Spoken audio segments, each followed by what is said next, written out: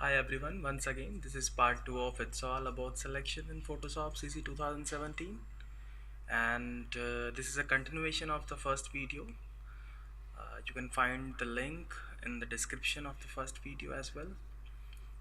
We will take it from where we left in the last video, and this one is comparatively a little longer, but I promise and assure you that if you stay till the end of this video, you will notice the difference in your knowledge about selections in Photoshop. Keep watching the videos and please do subscribe. The hotkey for enabling the lasso selection is L on the keyboard. If you want to switch through the lassos, then you can hold shift and press L. Notice how the icon in the toolbox is changing. Yep. So this is the lasso tool. Now lasso lets us do very organic selections, very fluid selections, and if I move it, if I leave it, it will automatically join from where it started. If I leave it farther from the point where I started, it will just join it with a straight line because we have not defined this particular area for it. So yep, very handy and can be used while selecting organic shapes from an image or defining organic regions. And if you happen to have a preset tablet, then this tool is really very effective because you have more precision with the pen and the preset tablet, and it lets you make selections very fast and very precisely. We have polygonal lasso. It lets us create straight lines. Yep. So basically we have created a polygon, and then we can fill color into it. We can think of all sort of shapes and then do it. I'll just say ctrl A and delete, ctrl D to deselect. Okay, so the polygonal lasso tool is also very effective actually. When we have a lot of geometric shapes in the composition and we wish to select them, then polygonal lasso, just imagine having set of buildings, and you want to change the background, change the color of the sky or something, and you need to extrude those buildings from the horizon, then this is the tool for you. Now if you want it to be constrained to a straight line, see, it's snapping at an angle of 15 degrees. I'm holding shift for doing it. So I can hold shift. Let's say that I want a horizontal line from here, and eyeballing it is rather difficult, so I would just hold shift on the keyboard and it gives me a perfect straight line. I'll just click and then continue. If I want a perpendicular line to this horizontal line, I'll hold shift once again. Let's say that I want to go up diagonally, I can hold shift and it gives me a snap of 15 degrees. Thus lets me create an angle of 45 degrees from this vertical line here, and I can return back here at an angle of 45 degree and then continue to do so. So it's very effective. It lets you create shapes very fast and very effectively. Alright, I don't know what is this, but I'm just just playing around with the tool here. See, I want angular snap here, and then okay,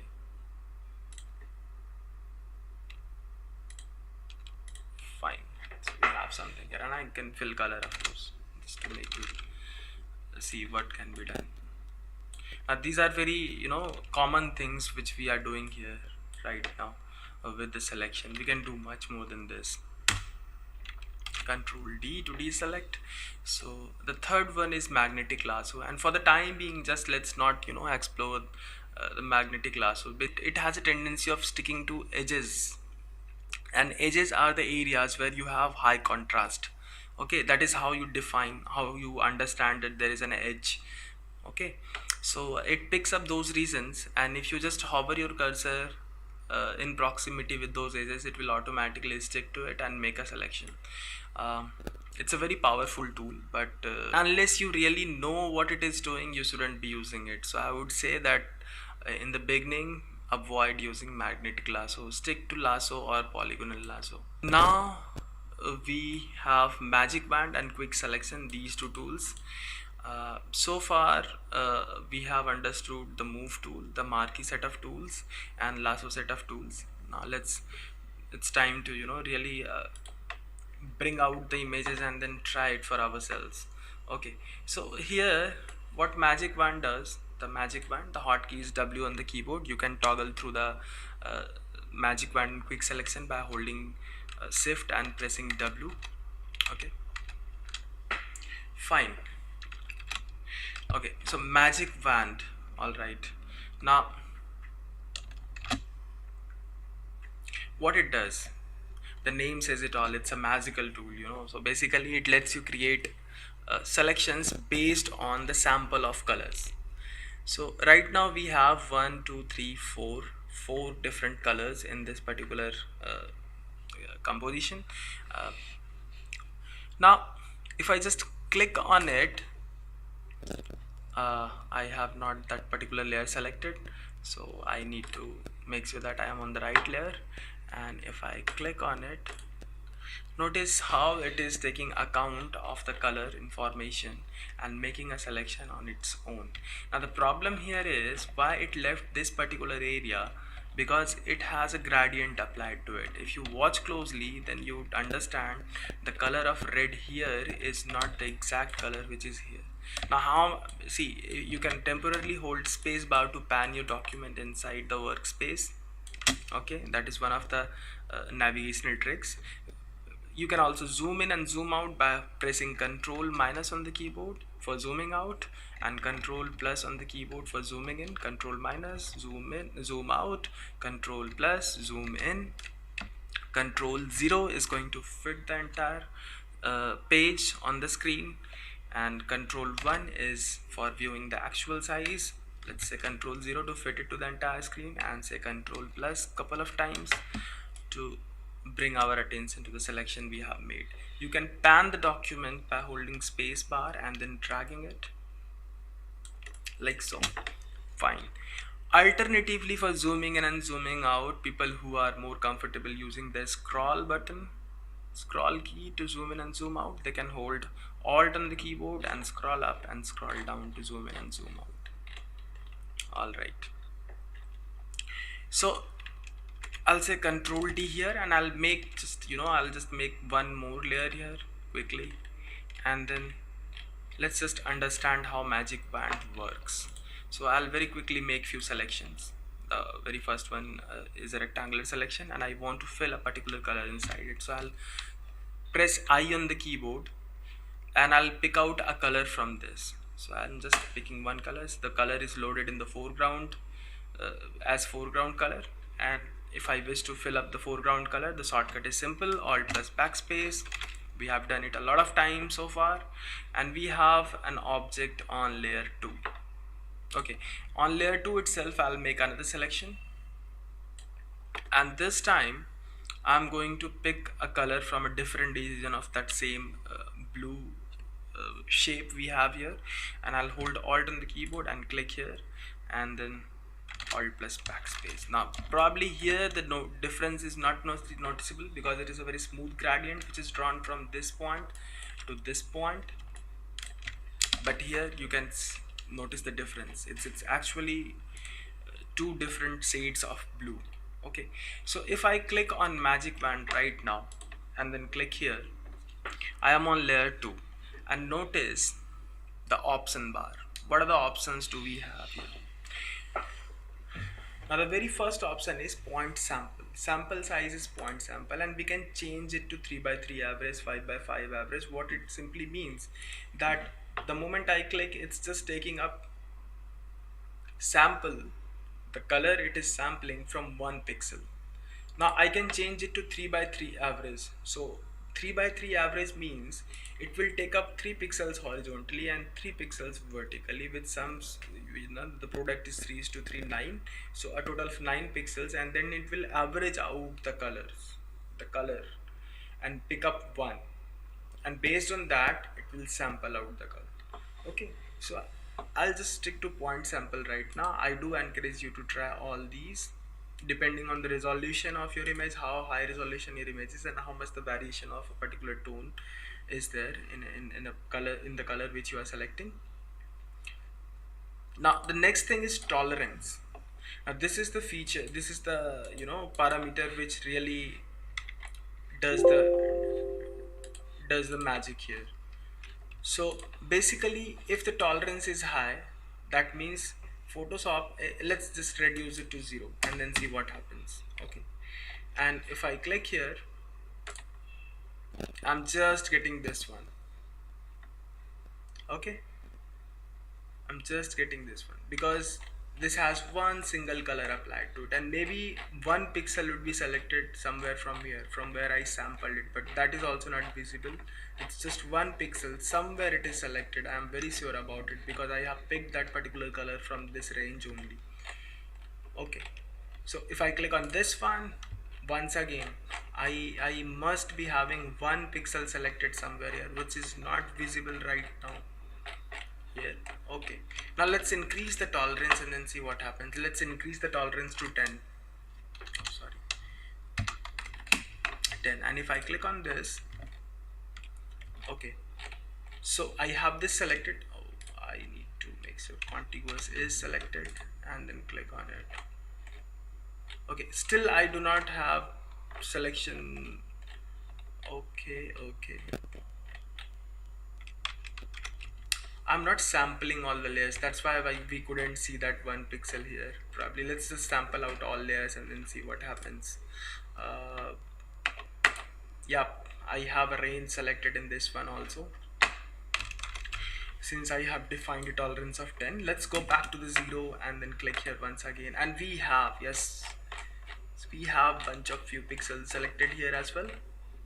Okay, so what Photoshop is doing here is taking up a point sample from this color and then looking up for that particular color in the entire composition. And if sample all layers is selected, that means it will take up every layer which is visible into account and make their selection. Okay, so that is what is happening here. Now the contiguous option means that if I enable the contiguous option, then it wouldn't select these pixels because it's not touching those pixels. Contiguous simply means that the shapes must be having connection. It should be touching each other, then only it will work. I'll say Ctrl D and I'll just increase the tolerance once again to 32 is the default value, so I'll just set it to 32 and then experiment once again, and this time I'll switch off the contiguous option because I want to sample all the layers and everything which is there visible, even if it is not touching each other. So I'll just click on this and see we have a larger range of colors selected here. Okay, fine.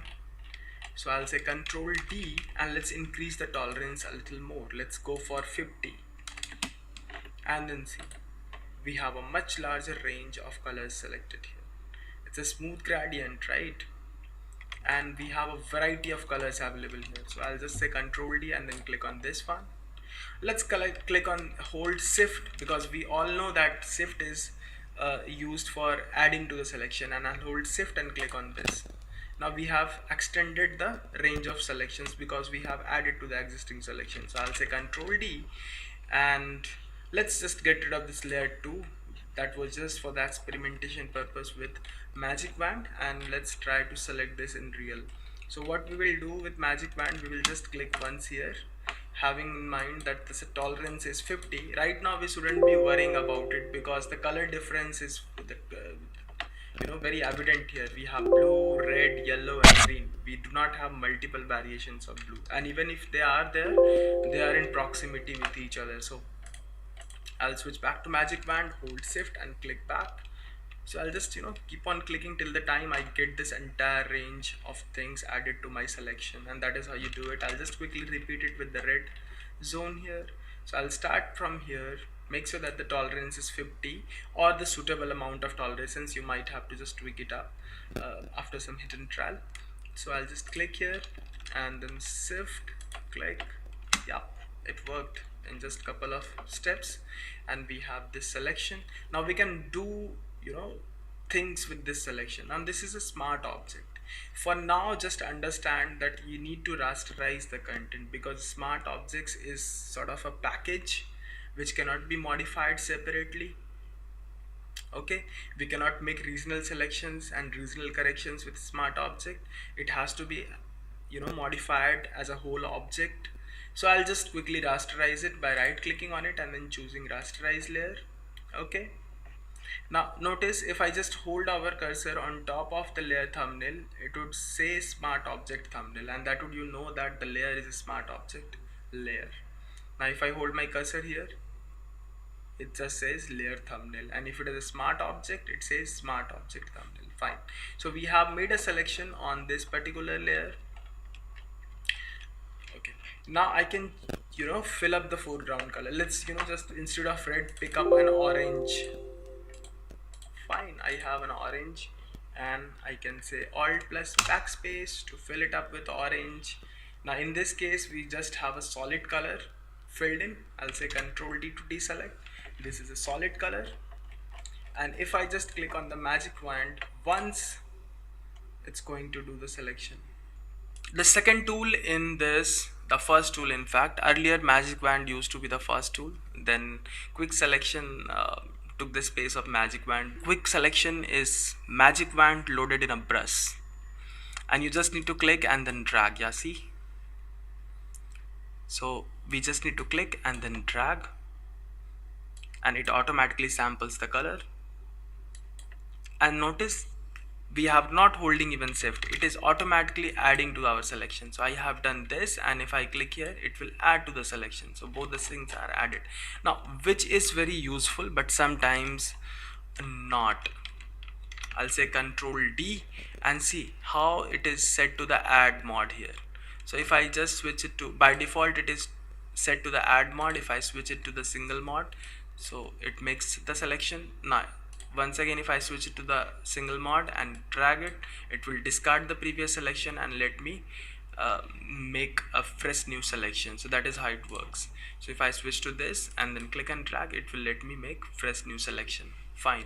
And this auto enhance feature is really helpful, so I would say that keep it on unless you really want it otherwise. Now there are more advanced features than this. If you just click on select and mask, right now I'm not going to go into that, we will cover it in some next session. I'll say Ctrl D on the keyboard. So that is about magic wand and quick selection tool. So we have covered all four set of the selection tools here. I'll just switch it off, and let's see how we can utilize the things we have learned so far. So what would be the best way if I wish to segregate, let's say that this orange ball, it has a white background. If I switch off the background, this checkered box at the back means transparency. I just have one single layer active right now, and we can see that these balls are having a white background. I want to segregate that white background. So what would be the best way of doing that? Most of you would say that I can simply go to the magic wand and click here once and done, because I want to target that white region. Now with this I have few problem here. It's sampling out everything, even it's taking up white even from the inside of the balls, which is not good. If I hit delete right now, let's first rasterize it quickly, right click, rasterize it. Otherwise we cannot delete things from here, and Photoshop will just throw up a warning dialog box. I have pressed Ctrl Z to show you what happens if I hit delete right now. Photoshop will give you this warning dialog box which says could not complete your request because the smart object is not directly active. I'll say okay. So I'll right click and then choose rasterized layer, hit delete on the keyboard, and then say Ctrl D. Now notice what it actually did to the composition. The balls which have white inside filled is also gone. Even the seam lines are gone. See this checkered thing peeping out from these seam lines. Okay, we definitely do not want this to happen to our balls. Okay, so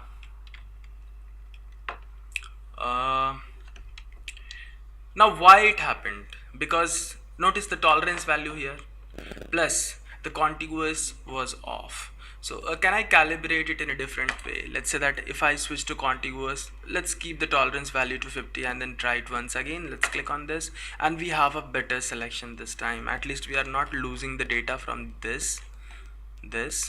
So any white which is inside segregated from the white space outside is not included in the selection. Now in this case, because this ball is white, the selection bleeded out from this point and then taken over most of the area which is very close to white where we clicked. And that happened because of the tolerance value, because it is such a high tolerance value. Let's reduce the tolerance. We'll deselect it and reduce the tolerance back to the normal 32 and then try it. We have a better selection. We can see that this area also got reduced, this area also got reduced, and we are not ripping through the edges of the ball anymore, and we have a much refined selection. Let's just try it one more time with 10 tolerance and then click on it. Yeah, did the trick.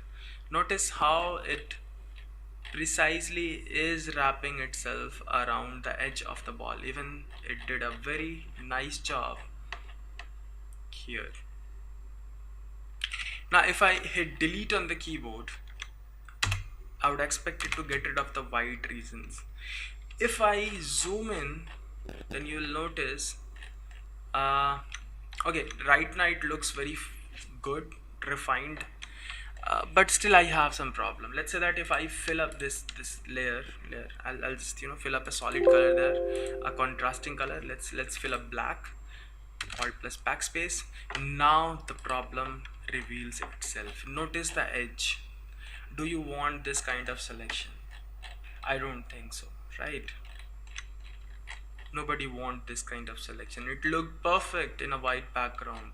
It would have looked nice also if the background is lighter. Let's go for a lighter shade of gray and then fill it. No, it's not looking nice here. So anything white or anything very light is fine with the selection, but this is not the way to go, right? That happened because first thing, the quality of this picture is not good, okay, but still we can use a different selection method to get a very refined edge. And just I think you can guess it now, because we have an elliptical marquee tool. I would just go in the center of, I'm just eyeballing the center of it and then click and drag. I want this to originate from the center, so I'll hold Alt on the keyboard. I want it to be a circle. I'll hold Shift along with Alt and then keep on going. Now it is not in the center, so I'll hold spacebar and try to bring it in the center. Okay, now it seems as if it is in the center. I'll hold leave spacebar and then continue dragging it up, and yes, okay, now I have a perfect selection. And I can say that, let's say that if I want to get rid of everything else and just keep this ball here, so I need to inverse the selection, and that can be done by holding Ctrl Shift and I on the keyboard. Ctrl Shift and I, and notice the selection is got inversed. Now we have a selection outside also along with this one. So let's just hit delete and get rid of everything else. Ctrl D. Now see, we have a much refined selection. Let's just try seeing it on a different background. I'll just fill up this gray on layer 1. The layer happens to be below this particular layer, so it would appear as if it is in the background, and we can see we have a much refined selection, in fact very refined selection for the ball. Okay, let's just change this to a darker color. I'll go with black. Alt backspace. It's much better than what we had earlier. Okay, so depending on the quality of your graphic and the requirement, you can switch to a different selection method. Now I'll just switch off and let's just do something more complex here. So right now we need to change the background of this particular teapot. We have various ways of selecting it, right? We can use the lasso, the polygonal lasso, and you must be wondering, what are you saying? Polygonal lasso? I don't see any straight lines here. But the fact is, if I go very small, if I zoom in and then use our polygonal lasso, I can make a very precise curve with straight lines as well, if the lines are fairly small.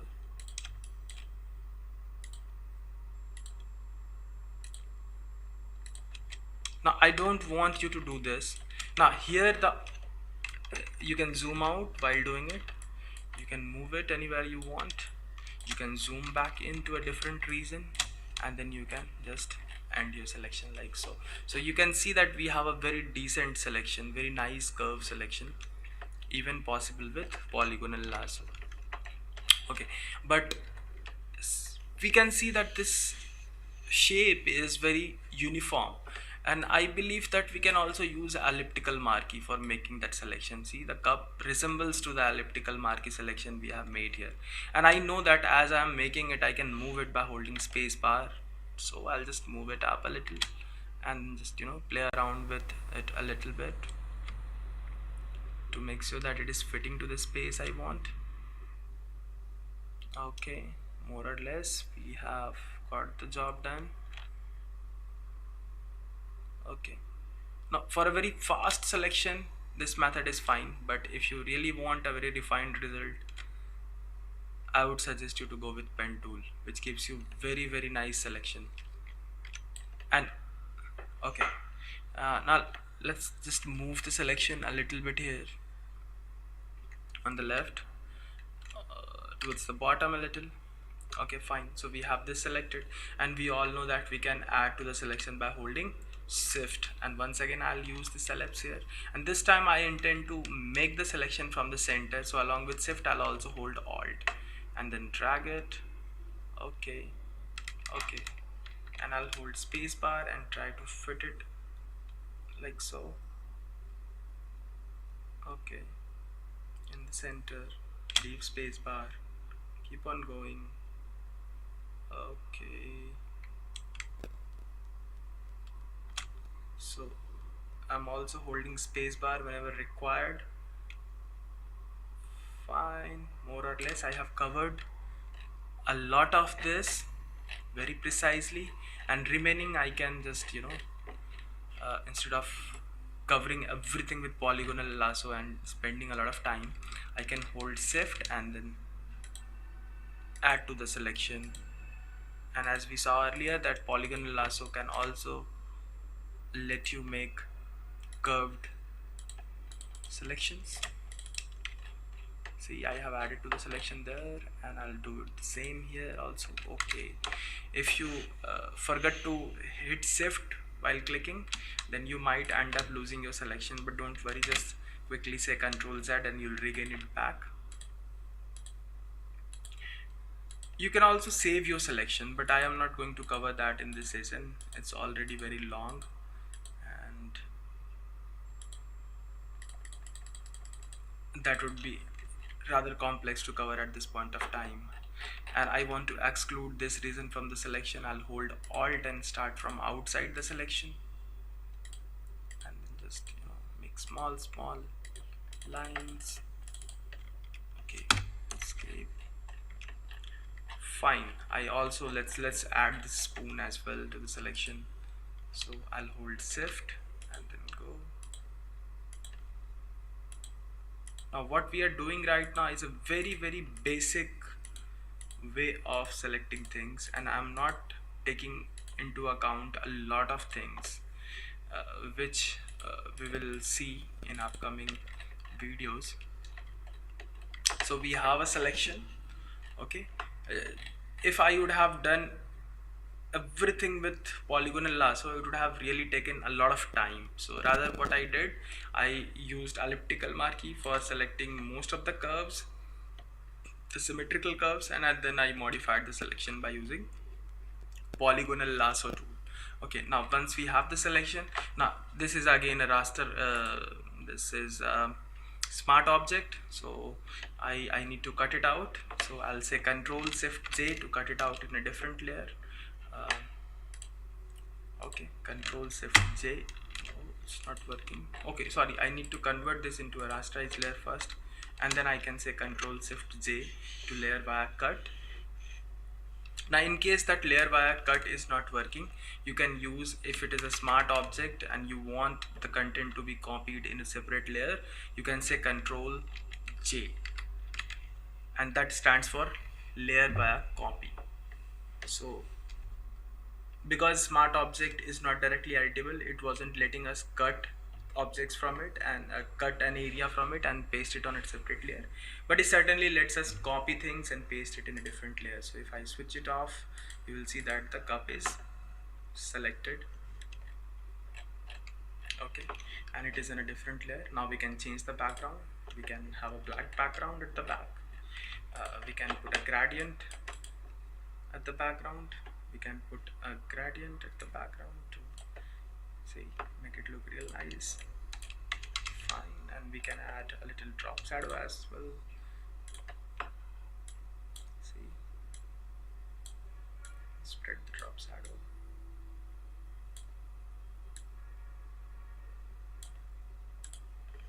Okay, so these things we can do once we have the selection. This is just a glimpse of it. We will be doing much more than this. I'll just simply hide this layer, hide the layer one which has the gradient, and enable this one. Now in this I want to show you the example how lasso, the normal lasso tool, can be used. Just bear with me for another 5 minutes. I know it's very long, but I'm just going to wrap it up fast. We will use pen tool. Now this is just an introduction, or you can say the teaser of the pen tool. In the next video I'm going to cover pen tool in full detail and the concept of path, and how we can save path, we can save our selection, we can convert our path into selection, we can convert our selections into path, and we can preserve it, and how we can utilize masks. So these things are pending for the next video. So I'll just switch to the pen tool and then show you how effective it can be when selecting things like this, and I'll do it very fast without explaining the pen tool to you right now. So we can also use pen tool for creating a path,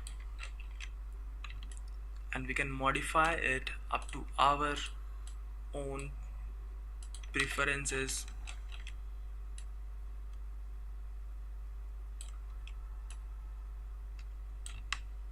The beauty of the pen tool is that the kind of, you know, control it gives to the user.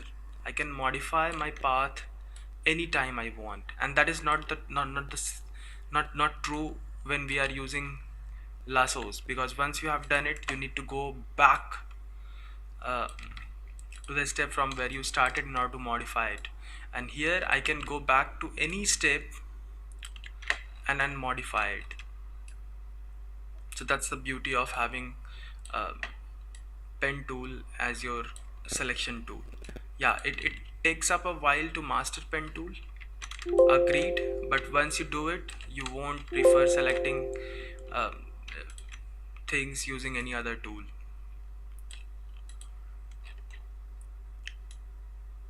Okay, now here we needed a very precise selection, that's why I'm going for pen tool. Otherwise I could have approach, and then again the background is also very busy and not in much contrast with the things I'm selecting. Now I'm also not going very precise here. I just want to wrap this video fast, it's already been long. Okay, okay, couple of last anchor points needed, it will be done. Okay, okay, fine, I want it like this. Fine, and I can convert this into a selection, make selection. I can define a feather radius. We will talk more about feather radius and anti-aliasing in the next video. I'll say just 1 here and say okay, and now I can say Ctrl J to make a copy of it, and we can see how refined I can have the selection with pen tool, precisely how I wanted it, and I can place it anywhere, and I can have a different background of. So that is it for the day. I hope you have enjoyed the video, and I hope it would really add to your knowledge. Thank you. Keep watching the video, and if you like the content, please do subscribe. Um, it would help me a lot. Thanks a lot.